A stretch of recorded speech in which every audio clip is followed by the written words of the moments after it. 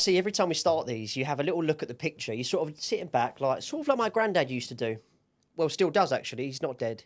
You sort of sit back and you look at the picture and you're like, yeah, you weren't there, but you look at it as if you were. You look at it as if you're like, oh, what a day that was. Have we started? Yeah. Oh, okay, yeah, we started as soon as I started speaking. That's long shot, right? Yeah, it is. Yeah, this is a really nice picture of the Ark, because I've been. What's that? I've been. Yeah, I know, but you weren't there. Well, I don't know. When was it? I don't know. It's from Google. Who's that winning at the front? That's. Could have been there. Actually, you might have been there. Depends how long ago it was. Yeah. Have we got any viewers that have been to the Ark and can give us some feedback about what it's like? I know you've been, but you've already told me what you think. And we all know from the comments what people think about what you think.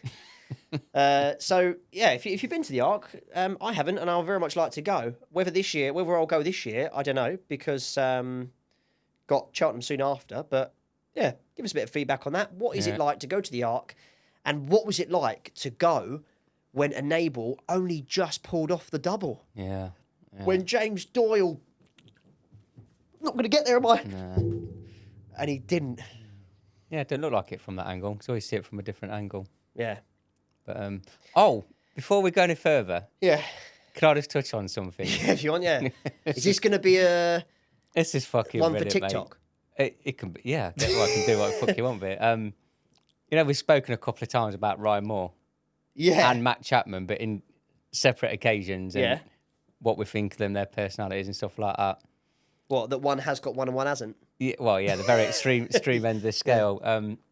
Did you see Matt Chapman try and interview Ryan Moore on his birthday after he won it? God, was it like Yarmouth or something random? Did you see it? No, no, I didn't. You sent me this video. God. Oh, mate, you've got to watch it. You've got to watch it. And for anyone out there, if you haven't seen it, just try and watch it, because... What is it? What is it of? So Ryan Moore's just won on a horse for, I think it was Michael Start he might have won for. And he's heading back to the weighing room, and it's his birthday. And Matt's gone after him. Well done, Ryan. How'd you feel to have a winner on your birthday? He's blanked him. Blanked, just gone, yeah.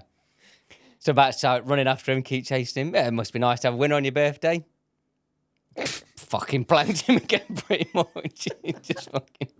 And then about the last sort of 10 seconds, he's going, yeah, nice horse. Yeah. Oh, mate, I was fucking crying, honestly.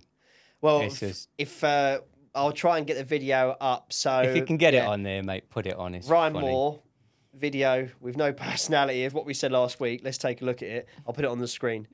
And then come back to us and watch the rest. Yeah. Anyway, carry on. That was just someone just cropped into my head. I don't know where I was now. Yeah, we obviously I've got a list here of different bits we want to touch on today. We might as well start with a little bit on the Ark.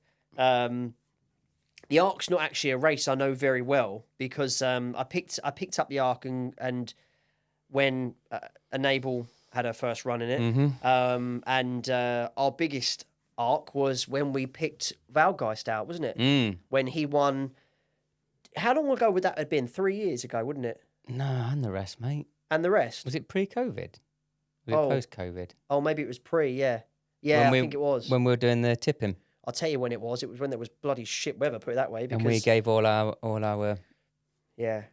friendly followers Valgeist at 22-1. Gave them everything we had, didn't we?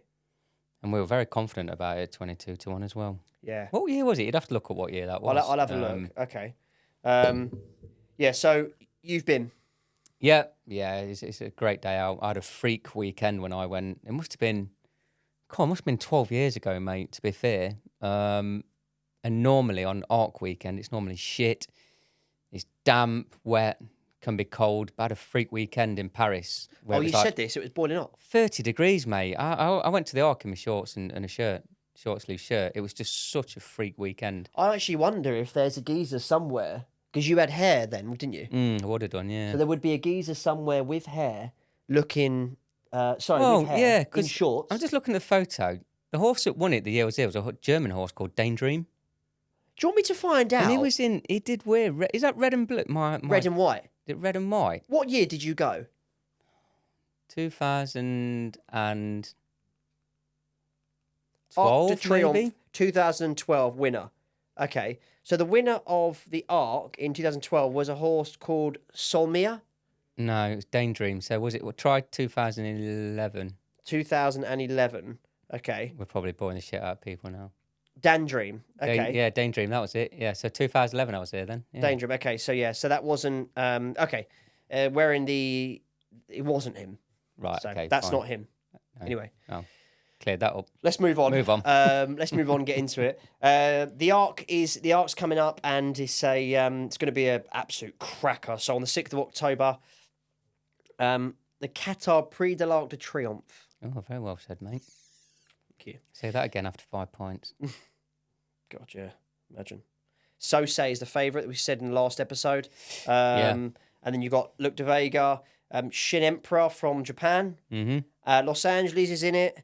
Al Rifa's in it. There's a fair few horses. Obviously, we're still, by the time that this goes out, we're still a week. By the time this episode goes out or airs, we're a week away from the Arc. Yeah, probably. So, yeah, we're about that. Is there anything you want to take from the field at the moment? The favourite, Soji, we mentioned it in the last episode. It probably is the right favourite.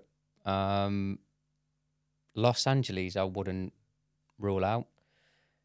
Quite a big price, 8-1. Yeah, back over a mile 4, especially if it gets a little bit.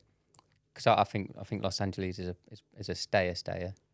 Could have a chance in the Arc. Yeah, Al Rifa, I think there's been some money for. And Blue Stocking could be in there, depending if she goes. Look, De Vega was the favourite before he got beat by Sozi. Yeah. But again, I think he'd had a big break, so he probably will come on for that. So, I mean, the market looks right, to be fair. So the market doesn't suggest that the placings will be reversed, as it were, between... it's difficult to say, because if Look De Vega comes on for that run, then it probably will be close. Yeah. I'm not sure about Shin Emperor, about the Japanese, or I don't know much about the Japanese horse. No. Seems to be there or thereabouts on the last sort of 3 starts. Yeah, I don't know if it can win an Arc. Probably sit here with egg on my face in a couple of weeks, but yeah, at the moment, I'd say that the 2 French horses probably are the right favourites. Okay. And like I say, I wouldn't rule out Los Angeles. Well, it's a good time to step in and ask the viewers what they've got for the Arc. As I said, by the time I'll probably put this. I'll put this little clip out beforehand, and just let us know your Arc picks. If you've got any in a couple of weeks, then let us know. Who do we fancy for the Arc? Who do we like? The field's still got to thin out, but and obviously, understandably, a lot of the foreign horses we don't know a huge amount about. But yeah, if Los Angeles has got a chance, then so be it. Obviously, I'm sure Ryan will be riding, and you'd have thought so. Yeah, 100%. Yeah, fill his pockets some more. Yeah, God, 2.5. Is that right? First place, just under 2.5 million euros. Yeah, probably, because I think between the Derby and the Arc, they're the biggest flat races of the year, aren't they? Shit. God. I sent an email to the Dan Skelton racing team the other day. Oh, did you? Yeah. What's that about? I said, hi, Dan Skelton. Good start. Yeah. I just want to inquire about looking at horses in training with you. What's the situation? Full stop. Good ending. Yeah. I just want to... It would be my absolute dream to be part of a syndicate where my horse is being trained by Dan Skelton for the jump season. Oh, my God. Unbelievable. I know we had a little syndicate going back in the day. Yeah. But do you not think that maybe there's a bit of opportunity there again to, really get... What was his response? He didn't respond. Yet. I only sent it 2 weeks ago. 2 weeks ago? He's a busy man lining up for the new jump season. Fucking hell, don't want your money. Clearly not. City of Troy took a gallop at Southall recently, a couple of days ago. Yeah. Was mighty impressive because he's going to go and try and land the Breeders' Cup in November. So, did you watch it? I did, yeah. They took 5 very average horses, didn't they? Just to throw him in the mix with him. But it was just a racecourse gallop, obviously. Yeah. They used American stalls, I believe. Yeah. I don't actually know what the difference is, mate. If you ask me, I don't actually What between know. British? What is the difference between British stalls and American stalls? Yeah, I don't know why they took American stalls. Again, if you know, tell me. I don't actually know what the difference is. But That's interesting. it You is. say that. Yeah. Yeah. I don't. Yeah, so I don't know what they are, but yeah, it did it obviously nicely. I thought it took him a moment up the straight though to get going. What, to get going? Yeah. I think because of the maybe because of the surface. Obviously, that was the whole point. Was going to try that. Yeah, the dirt. Yeah, Yeah. sort of different surface. Obviously with Southall with all weather, but I thought it took him a minute to get going, which I don't think was just once Ryan pressed the button. It was a little bit. No, he didn't change his legs as such, but it just But once he was going, he was fine, and turn up in top form in America. I think he'll win. Yeah. But yeah, I don't know what you thought of it. So that'll obviously, I agree with you. It took a while to pick up, but I put it down to the surface. Yeah. So obviously, like, was firmly on the bridle for a while. But as he should be. Yeah, definitely. Yeah. It was over a mile, wasn't it? Was it over a mile? Yeah. Over a mile. Yeah, it was over a mile. Yeah, mile at Southell. Yeah. So prep race is done now, and he'll go away until re-emerging in November for the Breeders. Yeah. Remember, I remember getting up at all hours in the morning to watch the Breeders' Cup when Enable won it and beat Magic. Who was her rival at that time when she was about to win, when she won the Breeders' Cup? I can't remember. I don't know. It was an O'Brien horse. I don't know. I won't sit here and Google it. No, I don't know. No, it's fine. Next weekend, there's some big races as well. So, touch on those. We've got Babouche for Jer Lyons is racing next weekend. Whistle Jacket's racing next weekend. Babouche beat Whistle Jacket. Was it the Cheveley Park, isn't there? Yeah, got the Cheveley Park as well. And hang on, let's get one of these up. So on the Saturday at Newmarket, we've got the the Cheveley Park. Yeah. Hopefully, we'll see Fairy Godmother. I'm hoping. Yeah. Yeah. Yeah, that's true. Obviously, mightily impressive at Ascot, and we had the whole debate, didn't we? Bedtime Story versus Fairy Godmother. Yeah, we did. And I'd be disappointed if she didn't come out and run extremely well in that. So Lake Victoria, who beat Bedtime Story, is dropping back to 6 furlongs. Yeah, I don't know about that. It's had 3 races, won them all over 7. I'm not really sure I don't know what the thinking is. What the thinking is coming back to 6. I don't know. If it runs, obviously. Do you know what the thing is with stuff like this, right? So, one of the top and most well-respected trainers in the world, Aidan O'Brien. So he's dropping this horse back to 6. Do you not think sometimes it's like when you're trying to pick a winner of a race, that in itself is a bit of a giveaway, because if he didn't think that the horse could win, why would he do it? But we as outsiders who are nowhere near as clued up as someone like Aidan O'Brien can't work out why you'd bring this horse back to 6 when it's won all its race over 7, but maybe has shown good pace. I don't know. Well, not only that, maybe it's absolutely fine over 6, but also if the horse is well in itself and it's kicking and bucking and ready to go again, then that's probably another reason why you put it in there as well. Yeah. Because it is, at the end of the day, it's still a Group 1, isn't it? Yeah. So there's a lot of money to be won with it. But hopefully, Fairy Godmother, I'll be disappointed if she don't show up in that. Do you know what she is price-wise?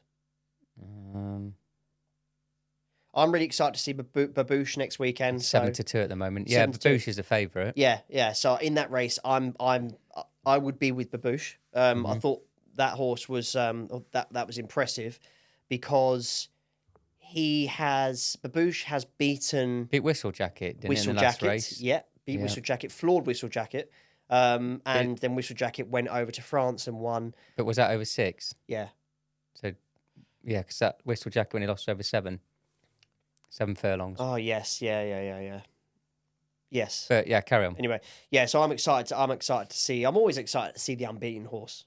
So because you never know, do you? No, and of course it's every chance. I just like Fairy Godmother to win it. Yeah. Just because I stuck my neck on the line with it previously. Yeah. You're a fan. Yeah. Absolutely. Well, I said it was a better win than Bedtime Stories at the time. Yeah.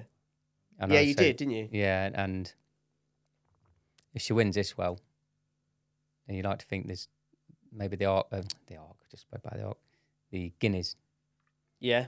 comes into play. Yeah. But I'd like to see it. I'd just say I'd be just massively disappointed if it didn't run well. Yeah. In Spiral races early October as well, and been up and down this season, isn't she, in Spiral? The whole yard has, though, hasn't it, for Gosden's? I think they've it had has, some yeah. nice winners, but they've also some of their big stars. Well, yeah, because Kieran's let him down on a few occasions. Never. Yeah. Good jockey. You've always liked him, haven't you? He's a good jockey. He is. But we have... You've ripped the boy to shreds on this channel, to be honest. To be quite straight with you. Big shoes to fill, mate. Yeah, oh yeah, definitely. Frankie dislocated his shoulder recently. See that? I heard that. Yeah. Yeah, I did It's not read actually that funny. No, but I'm sure he was racing last night, though. He was racing last night. Yeah, I'm sure he was Yes. racing in America last night. So obviously he ain't held him all. No, he's back on the job. Unless he was out for a week or I don't know. When did he do it? I don't even know when he did it. He only done it 4 days ago or something, 5 days ago. All right, so pop back in and off you go. He went in and they went, realigned it, and then there you go, off you go.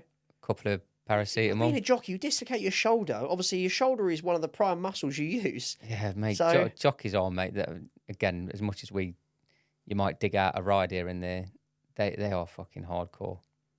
Jockeys are juggernauts. They do get their bodies taken absolute battering, not just from falls and injuries, but the weight. Yeah. Like, they can't eat either. They do put themselves through it. The soup and water diet. I wouldn't want to do it. No, I wouldn't. I had when I got back from playing my game this morning, I had steak with peppercorn sauce, chips, and some creamy spinach. When I got back this was about 2:00 in the afternoon. From your football match. Yeah, 2:00 in the afternoon, and I had that meal. My other half had made that meal. So jockeys would absolutely sit there dribbling. Mate, some of these jockeys would do unspeakable acts to have a meal like that. No, they are fair play to them, mate. I do. I think they are juggernauts. So we said this before, didn't we? When you watch the documentaries about them and you see the behind the scenes stuff, you're like, oh god. And mate, they break their backs, they break their necks, like, And they come back. and they come back like fucking 6 weeks. It is ridiculous, some of them. Yeah, I know. Okay. Anyway, so yeah, some really good races next weekend. We've talked about the Arc. We'd love to know everybody's early predictions on the Arc. If you've got a selection for the Arc de Triomphe, then put it in the comment section below, and we will shout it out next weekend. Because next time we do a video. By the time we make our next video, will the Arc have already happened? Yeah, It might even be that weekend. it is. So the Arc's not next week. It's the week after. No, it's that weekend. It's 2 weeks today. Okay, it's 2 weeks today. Yeah. So we'll see.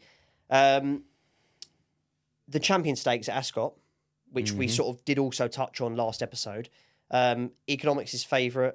If Economics goes, does he win?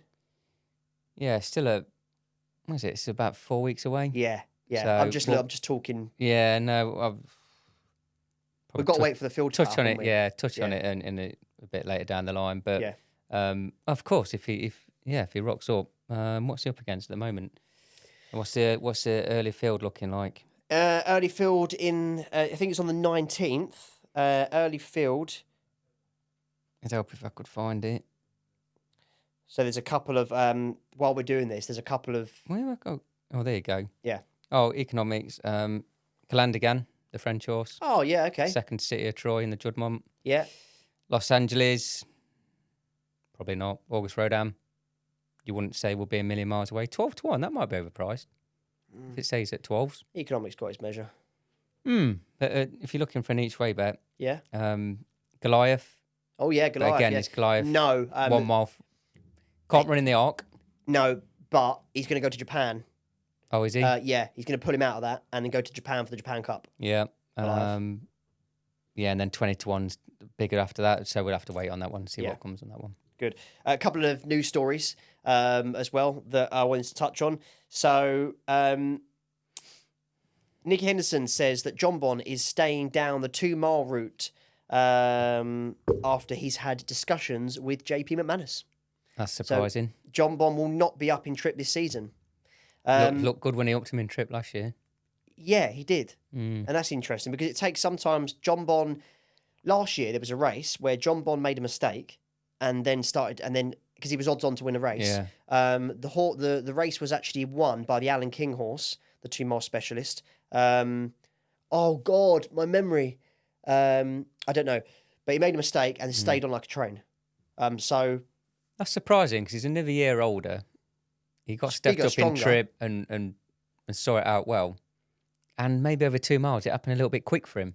Yeah. So that is interesting that, well, maybe they'll start over 2 mile and then step him up. Maybe they'll go like, I guess, Tingle Creek, something like that. It's going to be. Yeah, it's just going to be another. And then on to Cheltenham after that. So obviously another outdoor route, isn't it? Because it's sticking over 2 miles. Interesting. William Haggis says that he's absolutely sure that economics will be better with cutting the ground as he relishes the chance to go to the Champion Stakes. Oh, there you go. Okay. And last but not least, Constitution Hill from Nicky Henderson would have been having his dinner by the same time State Man finished if he'd have been fit for Cheltenham. Oh, fighting talk. It is fighting talk. Fighting talk. I know. Well, let's see. Anyway. Look, I mean, he smashed him the year before, didn't he? We put a video out last week about Constitution Hill, and a lot of people weren't about his return in November. Yeah. But a lot of people weren't too excited to see him. Okay. I mean, he is a superstar of the hurdling division if he once he's back up and running. So he makes his return very soon. He's had wind surgery, which is interesting. But yeah, someone says Lossiemouth is gonna beat him. Wonder how many races that he'll miss this season. Constitution Hill. Yeah, I said it probably Nicky Henderson. I don't know. He cares so much for the right ground, he does the right wrap him scenario in for his horses. but he wraps him in cotton more, mate, doesn't he? You know, you look at Willie Mullins and Gordon Elliott and over the pond, and they run him, don't they? Yeah. And they run him in good races all year as well. I think that's why you get it a little bit with Cheltenham, that sometimes they do come over and dominate and smash us up because they're battle hardened and they've done it all season. Whereas our horses over here, they try to avoid each other and running up in races they expect to win by 10 lengths, and they get to Cheltenham and they go, fuck's this. Yeah. But yeah, we'll see. Yeah. Well, as we come to a close on flat season, it won't be long till we move and get our teeth into jump season. So I hope everybody's enjoyed it. And we've still got a fair few good races to go before they close the card on the flat. So we'll see everybody next time when we will be talking about the Arc in loads of detail. And as always, thanks for the ongoing support. Really appreciate it. We're really, the wheels are in motion now, aren't they? So yeah, it's been good. And I really hope you're all enjoying it. So anyway, we'll check out. Over and out.